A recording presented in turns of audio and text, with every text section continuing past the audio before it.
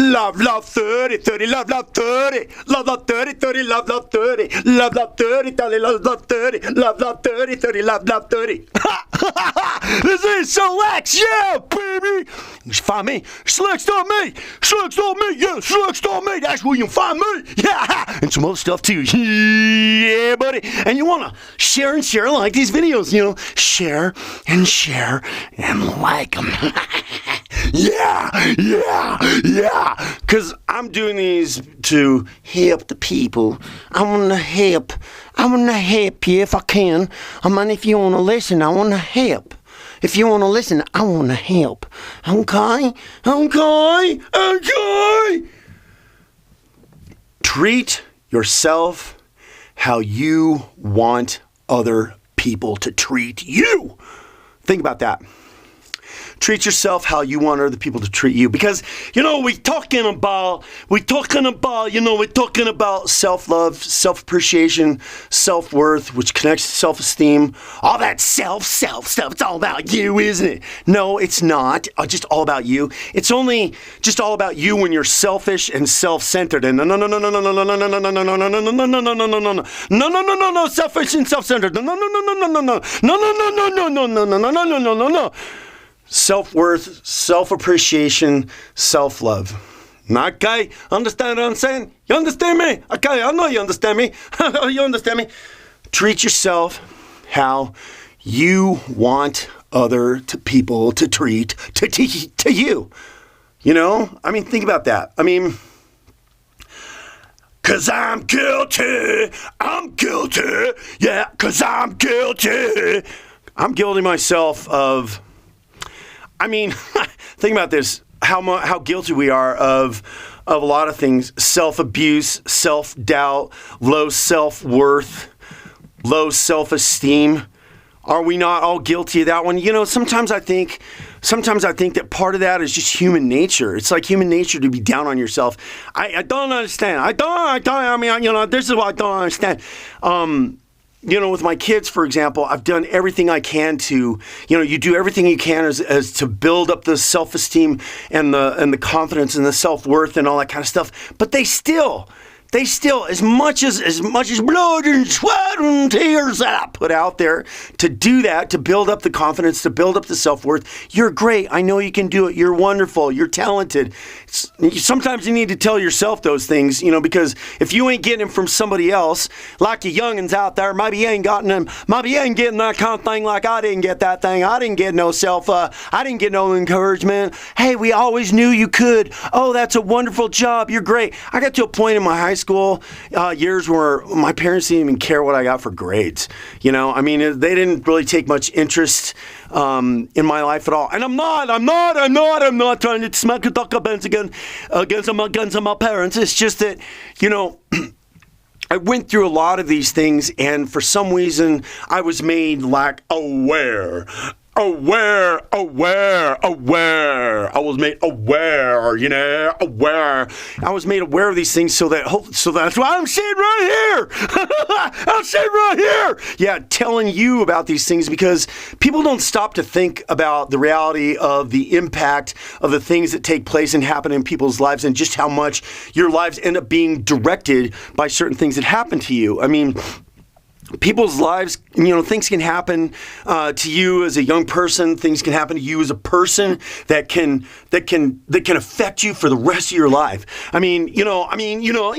remember this dude, and I'd like to mention his name. One time I used to have this tooth over here, and when that tooth came in, it was twisted sideways, you know. And so when you look straight on, it looked like a thinner tooth. And this kid, 8th grade, in 8th grade social studies class, sat across from me, round table. I can see him right now. What he looked at, and he goes, "That tooth looks like a fang," you know. And I mean, right then and there, it changed me for years.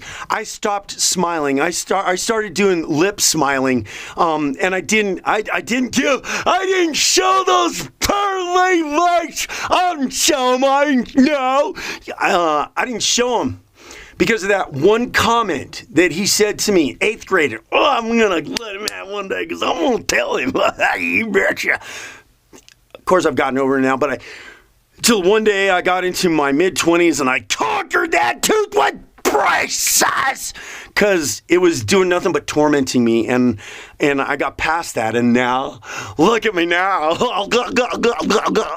So we can be made self-conscious and self-aware of things about ourselves that, that just totally torment us and drag us down. And for the most part, we end up, our lives end up being ruled by what people say. I mean, think about this too, and know clearly and wholeheartedly that to a child, mom and dad are like God. They have you as a parent. You have so much power over your children. I can't remember.